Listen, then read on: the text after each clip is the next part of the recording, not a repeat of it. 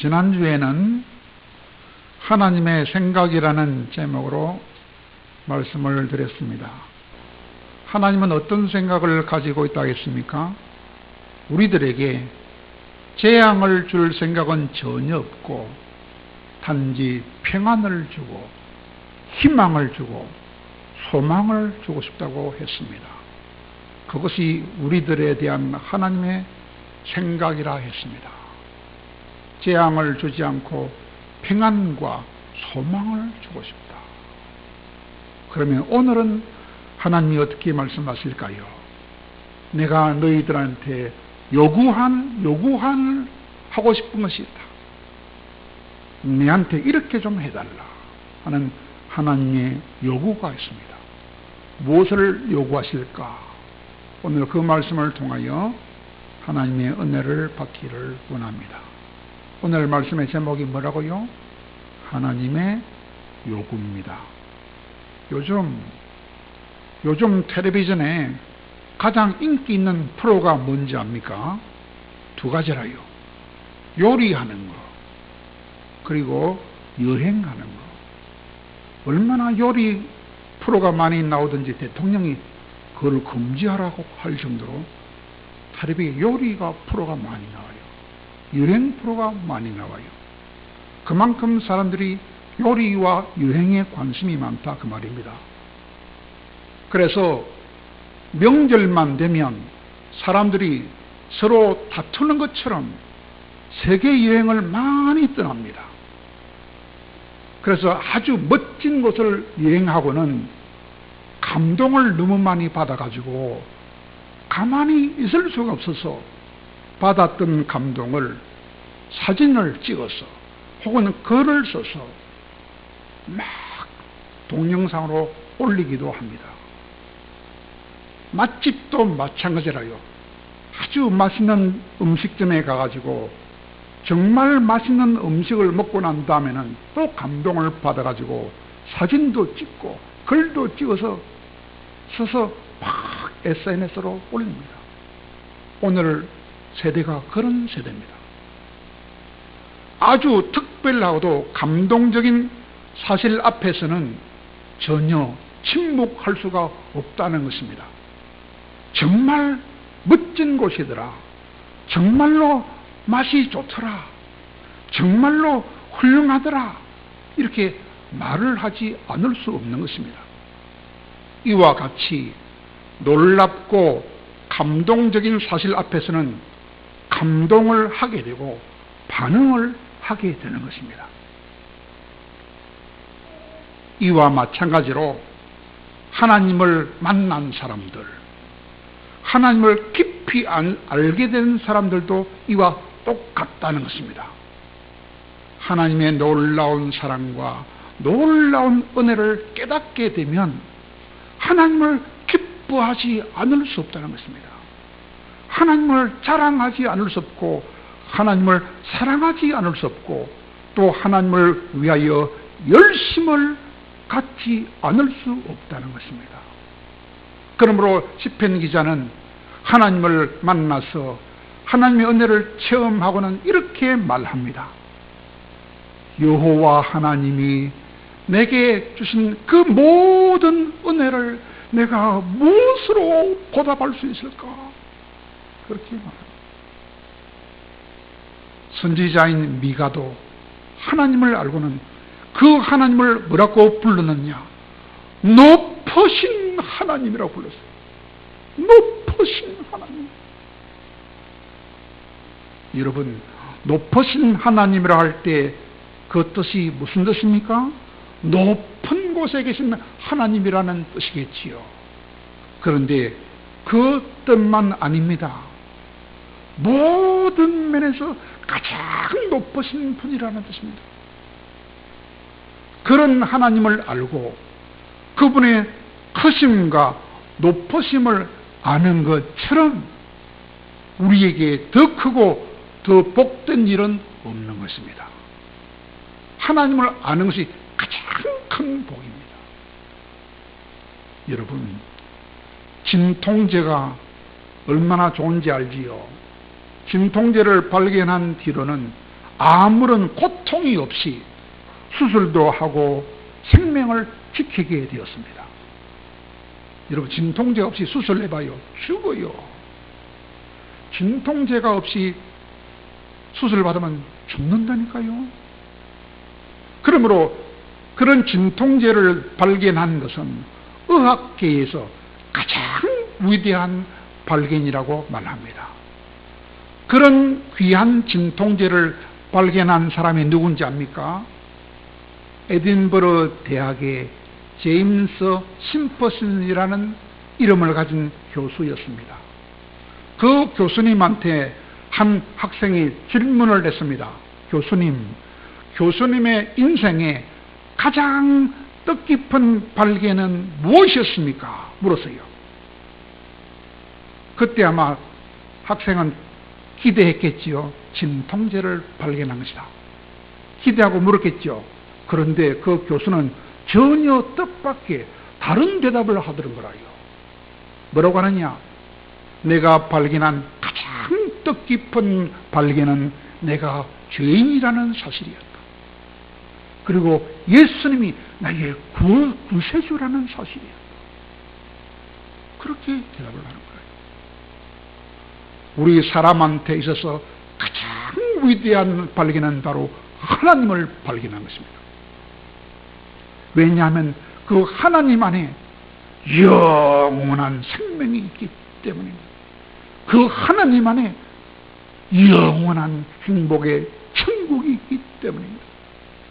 그리고 바로 그 하나님 안에 지혜와 지식의 모든 보화가 감추어져 있기 때문입니다. 선지자 미가가 바로 그 하나님을 만나고 바로 그 하나님을 알게 되었던 것입니다. 하나님의 높고 위대하심을 알게 되었던 것입니다. 그러므로 그 미가는 가만히 있을 수가 없었던 것입니다. 하나님의 살아계심을 알고 하나님이 우리를 사랑하심을 알고 하나님이 우리를 위한 놀라운 계획을 갖고 계심을 알고는 그는 가만히 있을 수가 없었던 것입니다.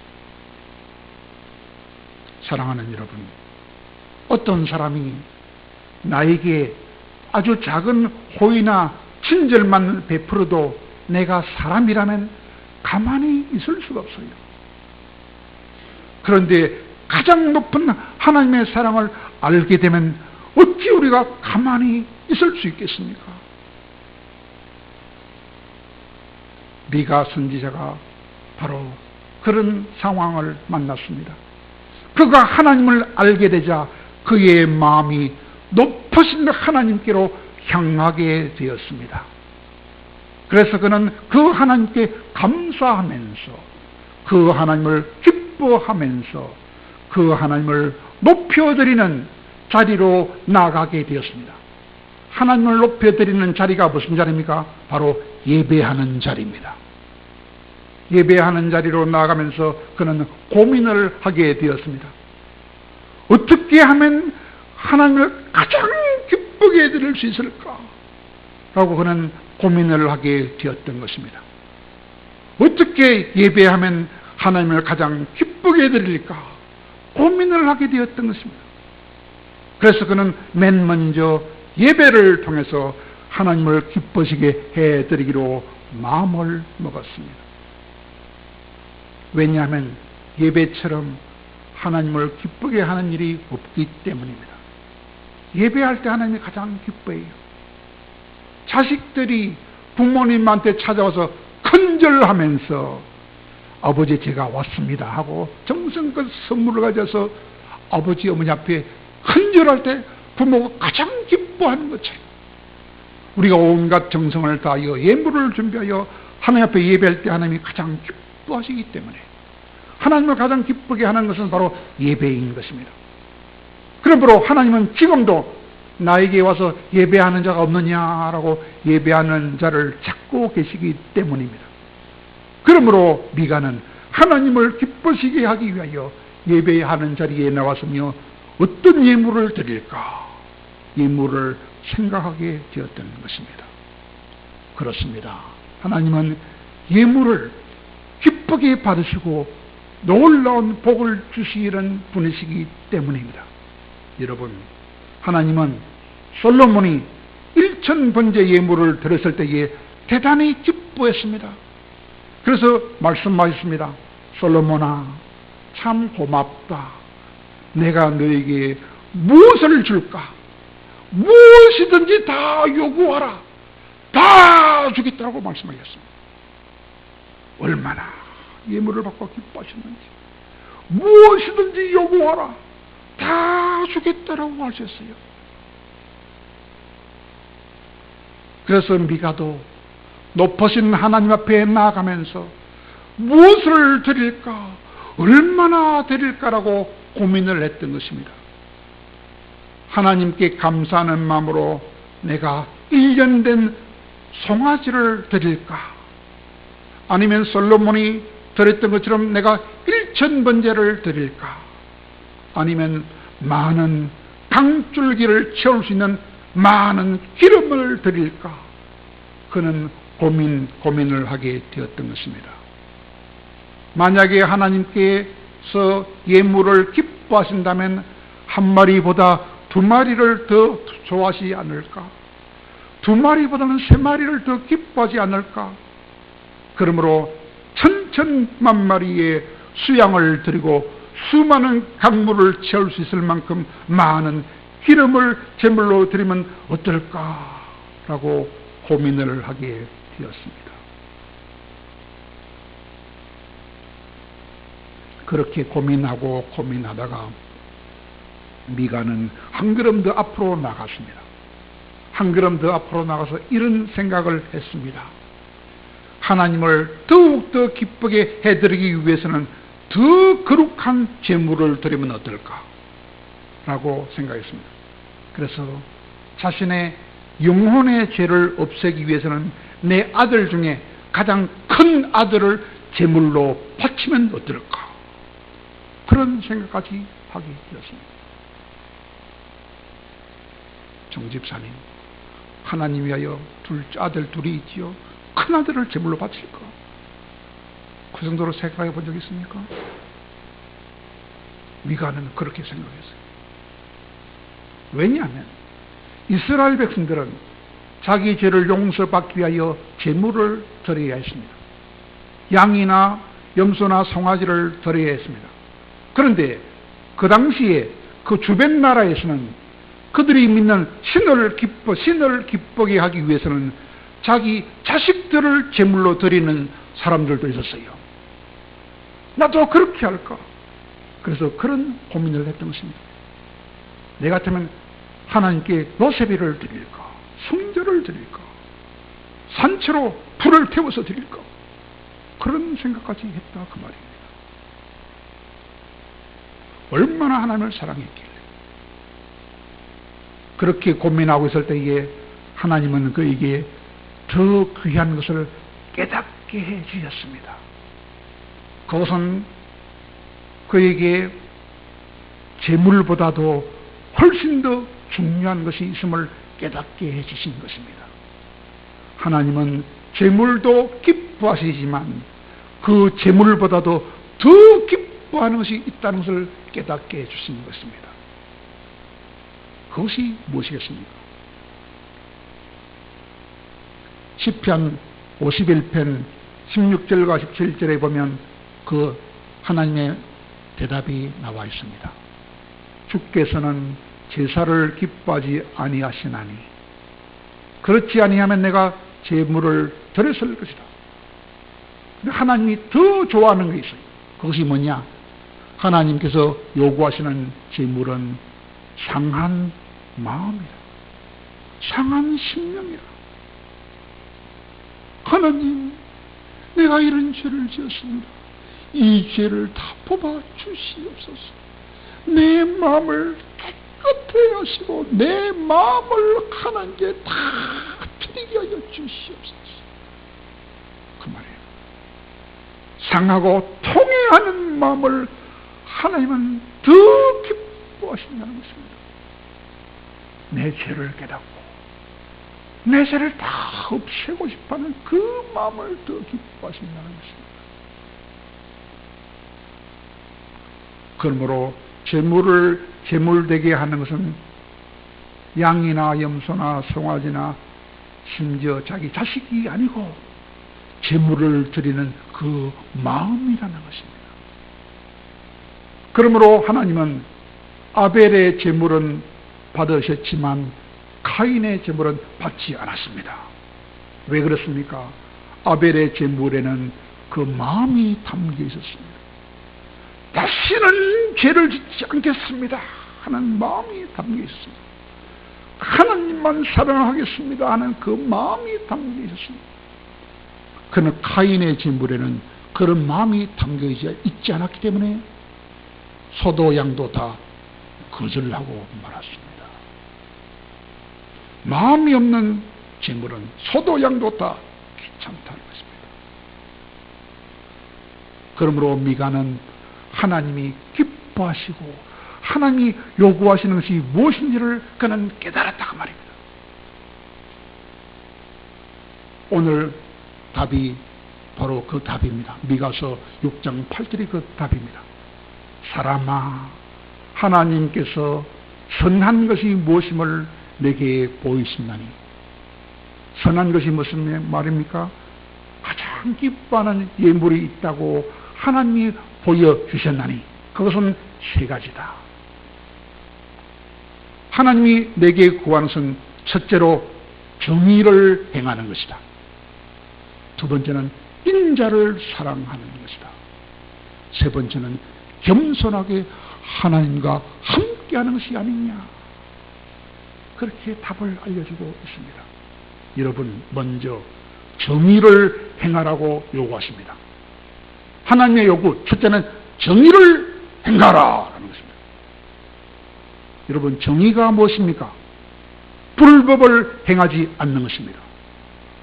불의를 행하지 않는 것입니다. 쉽게 말하면 정의란 무엇입니까? 다른 사람한테 티끌만큼도 해를 주지 말라는 것입니다. 이웃 사람에게 티끌만큼도 해를 주어서는 안 된다는 것이 정의입니다. 말로 해를 주든지 물질에 해를 주든지 어떤 해도 주면 안 된다는 것입니다. 세상 사람들은 왜 살아요? 자기 자신만을 위해서 살아요. 그러므로 세상에는 자기밖에 몰라. 그러므로 다른 사람한테 얼마나 해를 주는지 몰라요. 불의한 세상에는 불의가 판을 치게 마련입니다. 그러나 하나님의 사람들은 그러면 안 된다는 것입니다. 하나님의 사람들은 누구를 위해서 살아요? 자기를 위해서 삽니까? 남을 위해서 삽니까? 남을 위해서 사는 거라요. 하나님을 믿는 사람은 자기를 위해서 살아요? 하나님을 위해서 살아요? 하나님을 위해서 사는 거라요.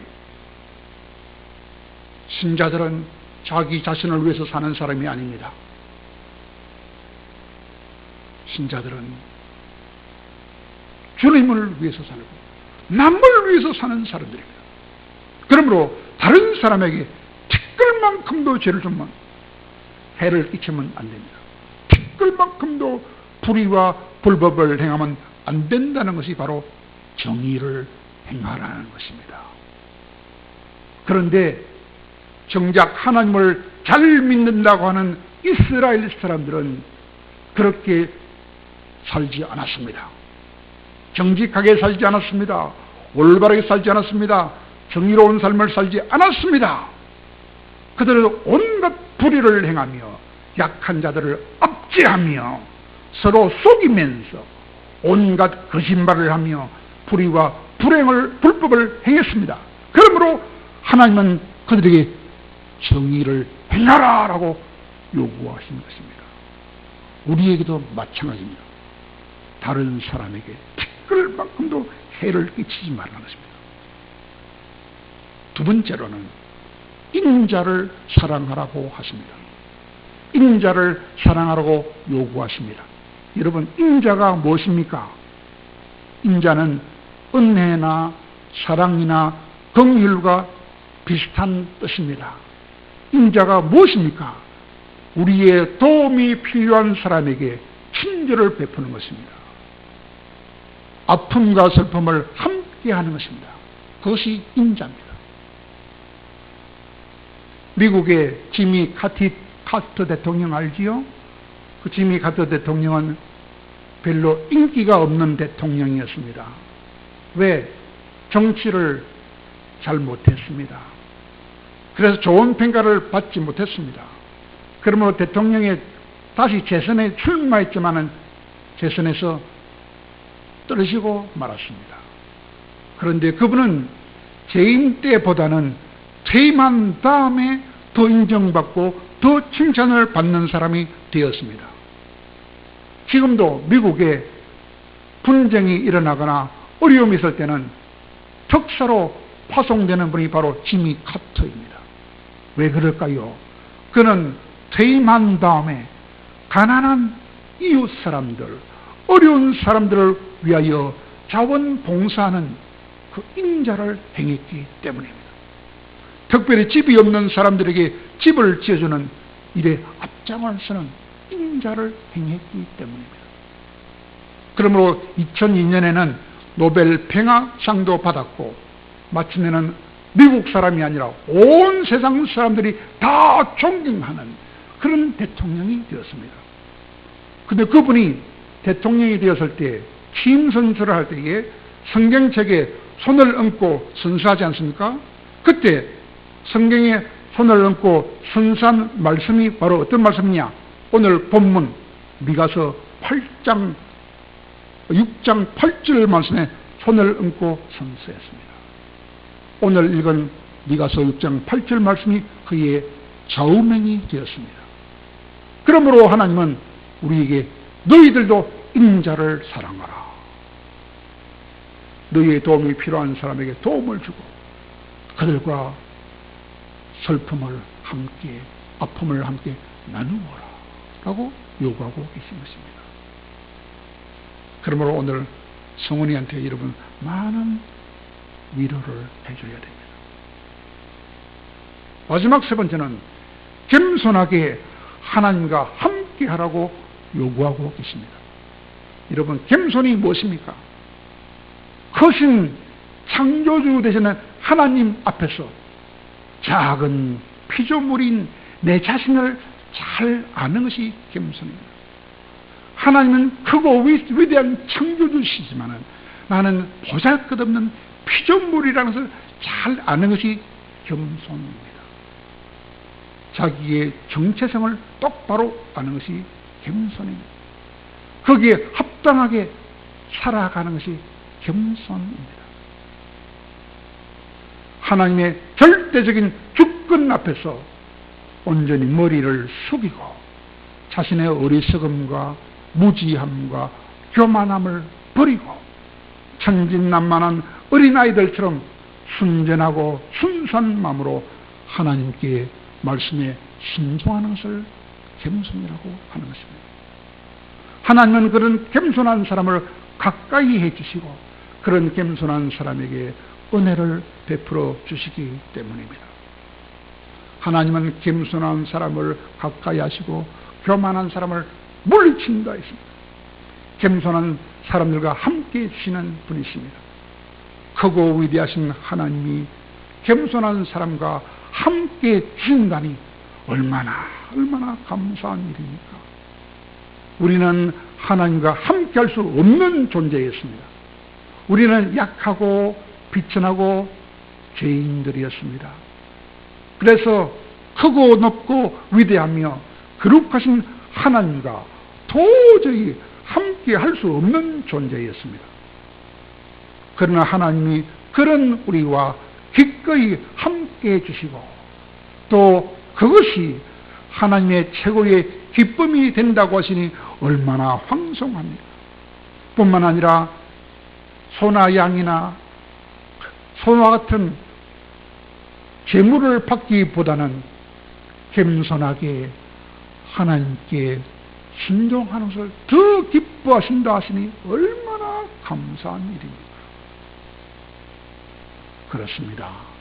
하나님이 우리에게 요구하시고 원하시는 삶은 한마디로 거룩한 삶을 요구합니다. 거룩한 삶이 무슨 삶입니까? 하나님을 모르는 세상 사람들은 전혀 알지 못하는 삶이 거룩한 삶입니다. 거룩한 삶을 살 때에 하나님이 우리를 기뻐하시고 우리에게 복을 주시기 때문입니다. 그러나 하나님이 원하시는 거룩한 삶을 살아야 되겠는데 무엇이 거룩한 삶입니까? 거룩한 삶은 하나님의 사랑을 바로 아는 삶이 거룩한 삶이라.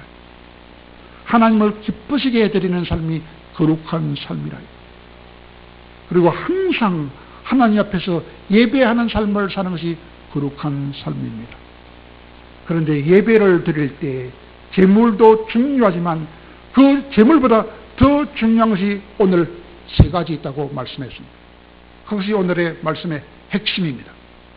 그것이 무엇입니까? 간단하게 말하면 하나님의 의로우심과 같이 다른 사람에게 티끌만큼도 해를 끼치지 않는 정의롭게 사는 것이 첫째입니다. 두 번째는 하나님의 인자하심과 같이 우리의 도움이 필요한 사람에게 기꺼이 도움을 베풀어주는 것이 인자를 행하는 삶입니다.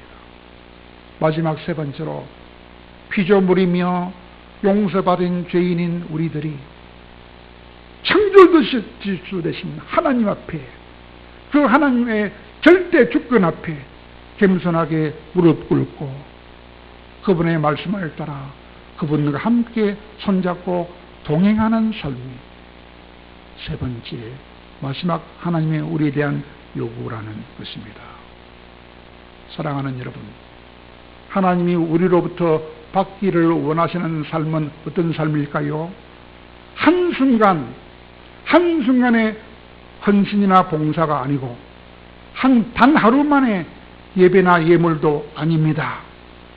하나님은 우리의 모든 삶을 통하여 거룩한 삶을 살기를 원하시고 그 거룩한 삶을 통하여 영광을 받기를 원하신다는 것입니다.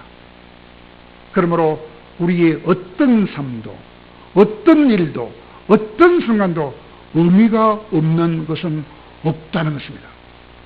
매 순간마다 하나님의 의로우심처럼 이웃에게 어떤 해도 끼치지 말아야 하는 것입니다. 매 순간마다 하나님의 인자심처럼 우리도 용서받은 죄인으로서 다같이 용서받은 이웃 사람에게 인자를 베푸는 것이 두 번째라 했습니다. 그리고 마지막으로는 하나님 앞에서 겸손하게 살면서 하나님과 함께 동행하는 삶을 사는 것이 하나님이 우리에게 받기를 원하는 거룩한 삶이라고 했습니다. 사랑하는 여러분, 우리는 하나님의 은혜와 사랑을 많이 받았습니다. 그러므로 오늘도 주님 앞에 나와서 예배를 드리고 있습니다. 하나님을 알게 하셨고 또 이 세상이 전부가 아닌 것도 알게 해주셨습니다. 그리고 이 세상도 알게 해주셨습니다. 왜 인생이 이렇게 힘이 들고 이렇게 힘이 든지를 알게 해주셨습니다. 왜 수고하며 고생하며 슬퍼하며 세상을 살아야 하는지 알게 해주셨습니다. 그것은 바로 우리 죄 때문이었습니다. 우리가 지은 죄 때문이었습니다. 그 사실을 알게 해주셨습니다. 그러나 하나님이 우리를 얼마나 사랑하시며 우리를 얼마나 아끼시는지도 알게 하여 주셨습니다. 그리고 우리에게 무엇이 가장 아름답고 가장 가치 있는 삶인지도 알게 주었습니다. 여러분, 무엇이 가장 아름답고 가장 가치 있는 삶입니까? 세 가지라 그랬죠. 첫째는 다른 사람에게 악을 행하지 않는 삶. 두 번째는 다른 사람에게 선을 베푸는 삶. 세 번째는 주님과 함께 겸손하게 동행하는 삶. 그 삶이 가장 아름다운 삶이라 했습니다. 그렇게만 살 수 있다면 이 땅 위에서도 천국을 맛보면서 살 수 있기 때문에 너희들은 그렇게 살아라라고 오늘 요구하십니다. 어떻게 살아라고요? 다른 사람에게 티끌만큼도 악을 행하지 말아라. 두 번째로는 다른 사람에게 최선의 선을 베풀어라. 세 번째는 주님과 항상 겸손하게 동행하면서 겸손하게 살아라. 여러분, 그렇게 되기 위해서는 하나님의 생각을 잘 알아야 된다 그랬어요. 하나님의 생각이 뭐라 그랬죠? 우리에게 재앙을 주고 싶어 하지 않고 평안을 주기를 원하시며 미래를 주기를 원하시며 소망을 주기를 원하시는 것이 하나님의 생각이라고 그랬어요. 그 생각을 잘 알아야 돼요. 두 번째는 하나님의 요구를 잘 알아야 돼요. 오늘 말씀이 그겁니다. 하나님의 요구가 뭡니까?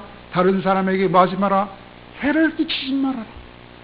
다른 사람에게 선을 베풀어라. 세 번째는 하나님과 겸손하게 동행하라.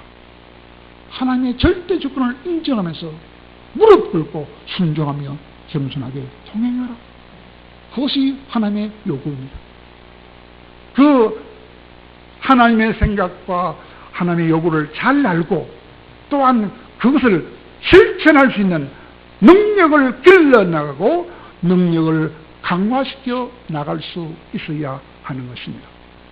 그러므로 이제 결론입니다, 여러분. 그렇게 하기 위하여는 우리가 해야 할 일이 두 가지가 있습니다. 첫째가 뭐냐? 하나님의 말씀을 날마다 읽어야 돼요. 말씀을 날마다 읽어야 돼요. 말씀을 날마다 읽지 않으면 그렇게 살 수 있는 힘이 없어져 버려요. 그래서 오늘 말씀합니다. 하루에 6장씩 읽으라고요. 그래서 제가 오늘 그 종이를 내줬어요. 누가 쓴 종이냐? 제가 말했죠. 가장 예수님을 닮은 목사님이었어요. 29살에 세상을 떠났는데 얼마나 성령 충만한지 그 목사님은 설교하려고 걸어 나와서 강단에 딱 서기만 해도 성도들이 눈물을 줄줄줄줄 흘릴 정도로 성령이 충만한 목사님이었습니다. 그분이 작성한 성령 읽기표가 오늘 나눠드린 성령 읽기표입니다. 그거를 보고 날마다 6장씩 성경을 잘 읽으시기 바랍니다. 잘 읽으시기 바랍니다. 성경 읽지 않으면 힘이 없어져 버려요. 두 번째는 우리 속에 아직도 남아있는 많은 악한 것을 뽑아내야 됩니다. 그리고 주님의 선하신 것으로 가득 채워야 됩니다. 그리하려면 제거 기도를 많이 해야 되고 그리하려면 성령의 임재 기도를 많이 해야 돼요. 그래서 기도를 해야 돼요. 그래서 그 바로 뒷면에 제거 기도와 성령 기도를 나눠놨어요. 그걸 날마다 한 번씩 읽어야 돼요.